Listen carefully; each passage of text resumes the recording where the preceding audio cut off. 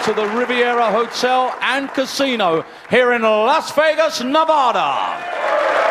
It's the partypoker.net, the World Pool Masters, brought to you by Matchroom Sport. Well, 16 of the very best players in the world came and only 4 remain. It's the semi-final stages. A race to 8 with the winner breaking and the 35-second shot clock. It's time to meet our semi-finalist. Both players originally from the Philippines. Now would you please welcome the former champion of the world. It's Alex Pagulayan!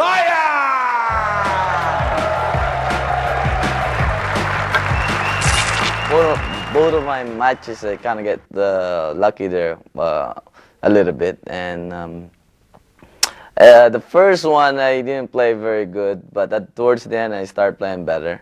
And against Rodney, I played really good. I made a couple I missed that 4-ball just because that buster got me. Well, my last stroking, beep, beep, beep, beep, beep, and it's not my own fault. I should have looked at the clock and then make sure I pass that 10 so it won't beat while I'm stroking. And ladies and gentlemen, would you please welcome, it's Django Francisco Bustamante!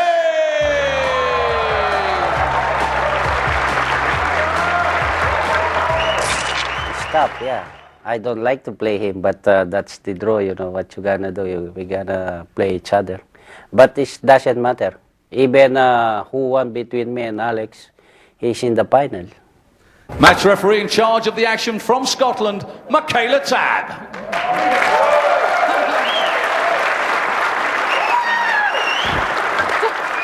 I'm Michaela Tabb from Scotland, and I'm a professional referee.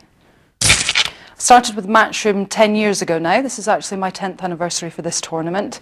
And I progressed on to snooker in 2001, so I'm a professional snooker referee as well. Ex-pool player, ex-8-ball pool player, European Ladies Champion in '98. That was the pinnacle of my career.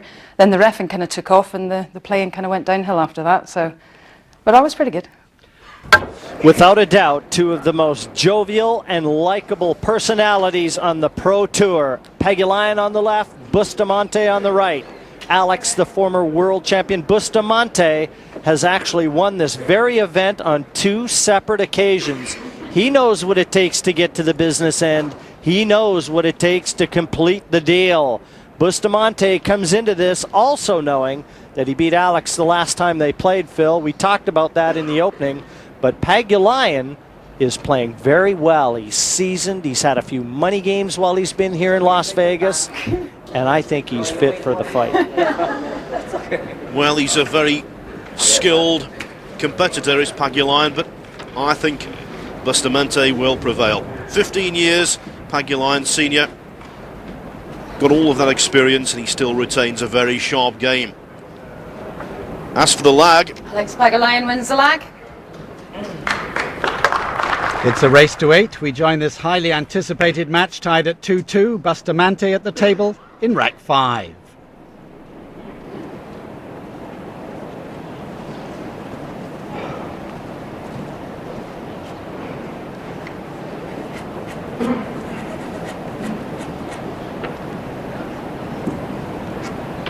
I suppose because they've got outstanding knowledge of angles, they feel as though nothing is too safe.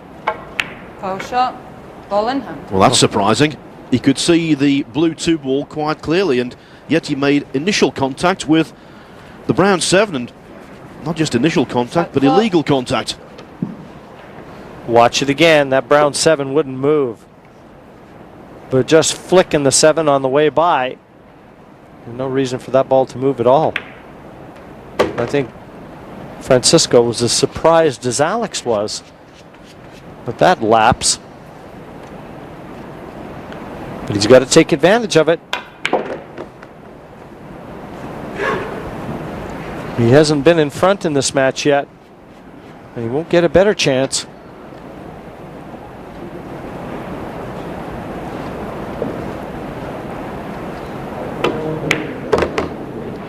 And you know better than I, Jim, that if he keeps getting the break, he's not going to keep coming up dry.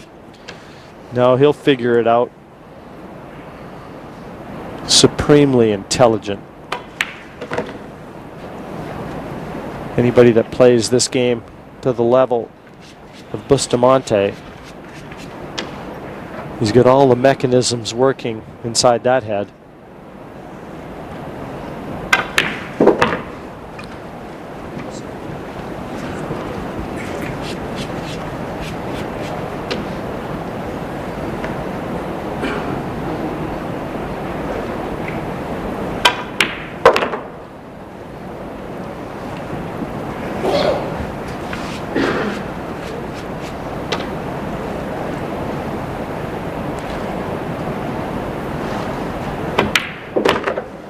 Yes, he was 1-0 and 2-1 down, wasn't he, Jim? But that unforced error from Pagulayan sees Bustamante hit the front. A lead of 3-2. And with the break, we'll see if he changes it up a little bit and tries to extend that lead. Bustamante's famed break let him down again in rack 6. Pagulayan came to the table with a tough-looking bank shot on the one ball. He took it on, made it and levelled the match at 3-3. Coming up, rack 7. Michaela offers the cue ball to the Alex Lion. Pagulayan to break, 3 racks each. He's been in front a couple times already. 1-0, 2-1. He's going to look to try and get his nose in front again. That cue ball spinning, but he's parked it in the middle of the table.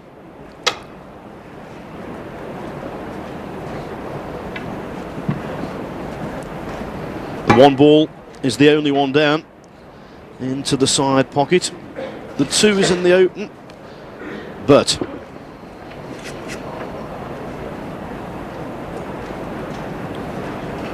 got a chance at a bank here, though. Outside chance. If it offers any positional values, don't be surprised if he takes it. When looking at it, Phil, it looks like it might bank into the opposite side.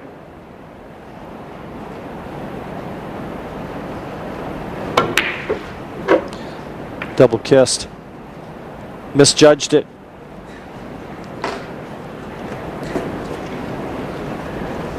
And this time it goes to the side, but once more, it's one of those matches where everything just seems to be running awkwardly for both players.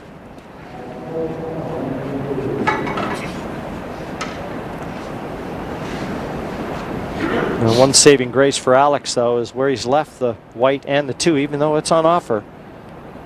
Tough shot for Bustamante.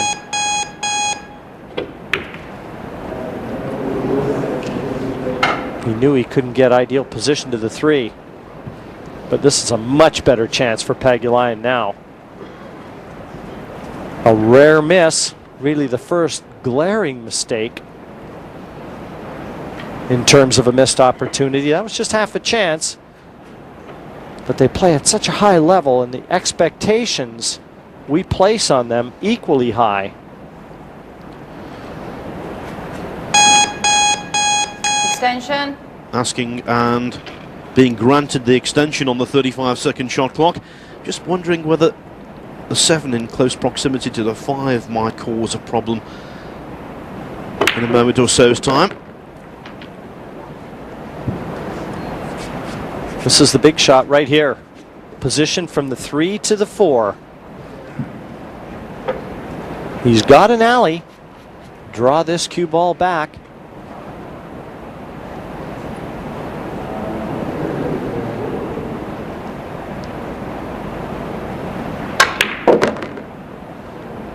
You can see him asking the white to stop.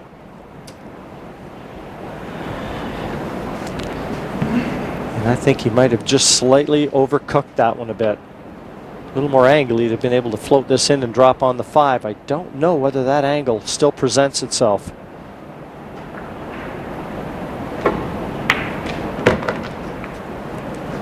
No, in fact, it didn't. Francisco isn't going to enjoy the next shot that welcomes him back to the table.